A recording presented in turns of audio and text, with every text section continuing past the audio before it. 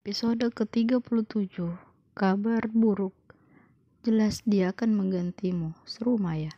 Kalau begitu bersiaplah kamu menampung suamiku, karena jika dia menceraikan aku, dia akan menjadi gembel, ucap Alika. Omong kosong apa itu? Tanya Maya. Ini bukan omong kosong, ini fakta. Aku rasa kamu gak akan sanggup menderita, sindir Alika.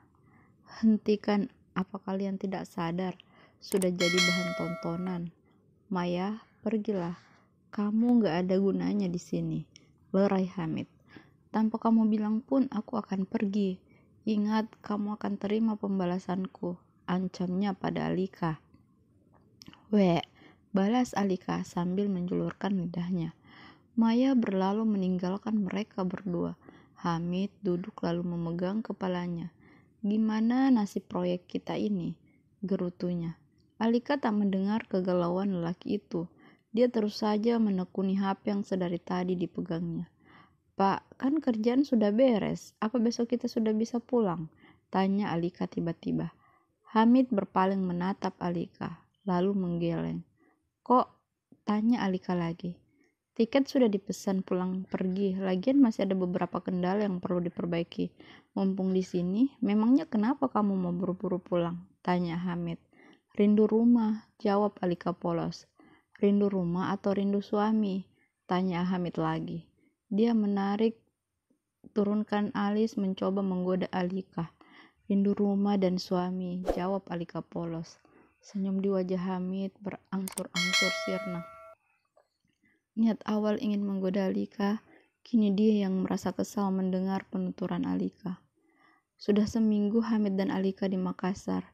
Beberapa hari mereka habiskan berdua, membuat mereka semakin akrab. Hamid sadar ada benih cinta yang tumbuh di hatinya untuk Alika, namun dia tak berani untuk mengungkapkan. Selain itu, tak etis baginya mengatakan cinta kepada istri orang, walaupun dia kadang bingung dengan pernikahan Alika. Tak sekalipun Hamid melihat atau mendengar Alika berteleponan atau video call dengan suaminya. Dari keanehan itu, beberapa kali Hamid diam-diam berdoa, meminta untuk didekatkan dengan Alika. Sejauh ini dia merasa doanya sedang dikabulkan. Tapi itu tak berlangsung lama. Sekarang mereka sedang berada di ruang tunggu bandara, menunggu pesawat yang akan membawa mereka pulang ke rumah masing-masing. Alika, boleh aku ngomong pribadi? Tanya Hamid. Alika mengangguk, tapi matanya masih fokus menatap HP. Dia sedang bermain game. Bisa nggak HP-nya dimatiin dulu? Tanya Hamid lagi. Alika mematikan gamenya, lalu menatap Hamid. Lelaki itu tiba-tiba grogi. Keringat sebesar biji jagung muncul di dahi dan pelipisnya. Mau ngomong apa? Tanya Alika. Memang selama mereka di luar, Hamid melarang Alika bersikap formal, apalagi beda umur. Mereka tak selisih jauh. Alika jadi lebih nyaman jika berhadapan dengan Hamid dengan tampil apa adanya. Aku tahu ini salah, tapi aku tak punya kuasa atas rasa yang tiba-tiba muncul. Alika, aku menyukaimu. Tak peduli kamu menyukaiku atau tidak. Tak peduli kamu sudah berdua atau masih sendiri. Aku hanya menyampaikan apa yang aku rasakan. Aku tak ingin mati merana memendam perasaan kepadamu. Untuk jawabannya tak usah dijawab sekarang. Tapi apapun keputusanmu, aku akan menghormatinya. Hamid menjeda kata-katanya, menarik napas panjang lalu menghembuskannya. Aku tak berniat menjadi duri dalam rumah tanggamu. Tapi jika pernikahan tak membawa bahagia, untuk apa bertahan? Bukankah menyakitkan? Lepaskan, karena ada aku yang menunggumu, lanjut Hamid. Alika terpaku mendengar pengakuan lelaki yang ada di depannya.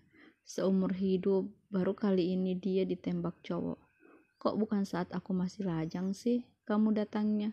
Batin Alika. Menyadari situasi yang mulai canggung, Hamid berdiri. Berjalan ke lemari pendingin, mengambil 2 botol minuman bersoda, lalu kembali memberikan 1 botol kepada Alika.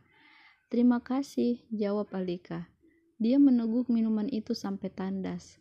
Sendawa lolos dari bibir seksi gadis itu, membuat mereka berdua tertawa.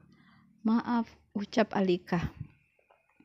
Hamid tertawa, mengusap lembut kepala Alika. Gadis itu menjauh. Maaf, bukan aku tidak suka kamu, tapi biarkan aku selesaikan dulu masalahku. Kalau jodoh toh kita akan bersama juga, Alika berucap. Hamid mengangguk tanda mengerti. Tapi jangan larang aku untuk tak memperhatikanmu. Karena untuk saat ini aku tak sanggup. Jujur Hamid, matanya memandang Alika penuh harap. Tidak bisa, aku istri orang. Jangan memberi perhatian yang membuatku bisa membandingkanmu dengan suamiku.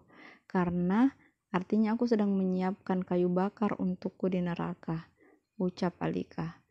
Panggilan untuk menaiki pesawat membuat mereka menghentikan pembicaraan yang belum ada titik terangnya. Rasa hampa menyelimuti hati Alika. Dia memandang wajah Hamid yang sedang tertidur di kursi penumpang. Garis wajah yang tegas ditambah cambang membuat lelaki itu 10 kali lebih gagah dibanding Danu. Sesal kenapa dia harus menerima tawaran Bu Marni kini datang. Belum lagi ketika mengingat kelakuan Danu. Semakin dalam lagi penyesalan yang muncul. Dia menarik napas, membuangnya pelan. Tangan Hamid tanpa sadar menyentuh tangan Alika. Lembut dan hangat. Jiwa Alika tiba-tiba saja tenang. Kembali gadis itu menggeleng, membuang jauh pikiran gila yang melintas sedari tadi. Setelah memindahkan tangan Hamid, Alika memilih memejamkan mata. Tak lama terdengar dengkuran halus dari bibirnya. Dia tertidur. Terlihat Mira melambaikan tangan. Ketika Alika keluar dari pintu kedatangan, setelah sampai di tempat Mira, Alika memeluk adik iparnya. Bagaimana kabar ibu? Tanya Alika. Baik, selama kamu pergi, ibu kembali ke rumah. Gak tahan, Kak Danu mengamuk terus.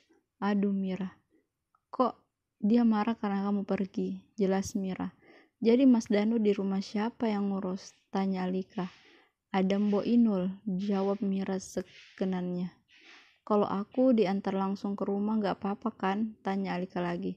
Enggak lah, jadi langsung mau pulang? Tanya Mira memastikan. Iya, kasihan Mas Danu, ucap Alika. Baru juga seminggu gak ketemu, sudah gak tahan mau ketemu, ledek Mira. Apaan sih, ucap Alika. Dia mencubit lengan Mira. Hahaha, tawa Mira.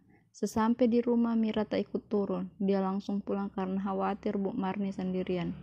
Alika melangkah masuk, mata tertuju pada barangnya yang telah teronggok di sudut ruang tamu. Seketika emosinya memuncak. Kamu berani pulang juga? Danu mengagetkan Alika. Kenapa barang-barang aku ada di sini? Tanya Alika. Dia melipat tangan di dada menunggu jawaban dari Danu. Aku bantu kamu beres-beres, siapa tahu kamu sudah tak pulang, jawab Danu enteng. Astagfirullah, asal Mas tahu aku ini masih istri kamu, jadi aku masih punya hak untuk tinggal di sini. Itu hanya sementara, karena besok kamu bukan lagi istri Mas Danu. Alika menoleh ke arah suara. Ternyata Maya telah berdiri di balik pintu ruang tengah dan ruang tamu. Maksud kamu? Tanya Alika. Besok aku dan Maya akan menikah. Aduh, jadi Alika bagaimana dong? Jangan lupa ya disimak episode selanjutnya. Terima kasih.